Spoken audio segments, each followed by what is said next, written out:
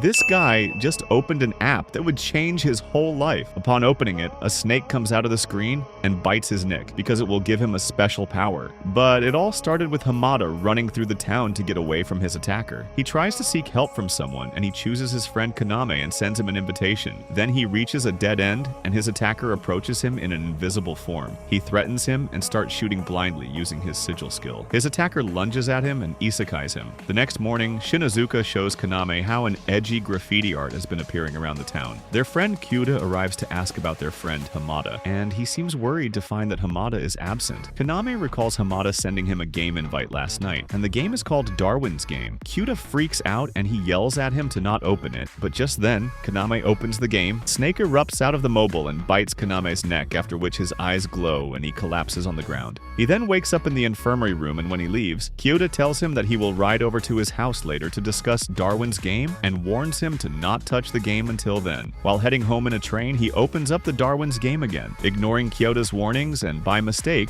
he confirms the battle against the player named Banda. Suddenly, Banda appears in front of him and attacks Kaname with a knife. Kaname barely blocks him and rushes outside with Banda running after him. He rushes into a police officer's office and tells him that someone is chasing him with a knife. Just then, the officer notices Banda running towards them. He orders him to stop, but Banda isekais him immediately. Suddenly, Kyuda hits him with a bolt from behind. Banda turns invisible and Kyuda uses his sigil to locate him. He shoots him again, but Banda manages to stab his torso. In return, Kyuda stabs Banda in his right thigh and makes an opening to run away with Kaname. They hide in a parking lot where Kaname thinks Banda cannot find him, but Banda figures out their location and starts heading towards them. Kaname learns he found them due to the in-battle search function. They move to hide in a corner and Kaname promises Kyuda to come back for him after the round is over. Kaname shows in front of Banda and he makes a run for it, and he runs into the public washrooms to hide himself. Banda then turns on his invisibility and heads inside. He reveals a gun that he took from the officer and starts shooting at the stalls like a psycho. Suddenly, Kaname bursts from the storage room and sprays Banda using the fire extinguisher, and he attacks him. They both stumble outside and Banda even retrieves his knife as he becomes invisible once again and starts approaching him slowly. Suddenly, a car arrives at the scene and hits Banda, sending him rolling to the ground, and Kaname gets a notification that he has won the game. Meanwhile, Banda starts to disappear block by block, leaving behind a graffiti art which Kaname previously saw online. He runs over to check on Kyuda, but he finds that he has also disappeared, leaving behind the same graffiti art like Banda. He then sees a message from Kyuda telling him to survive, and he starts crying loudly. Now, what would you do if you were in Kaname's place? Will you listen to your friend's warnings? Tell me your answer in a comment.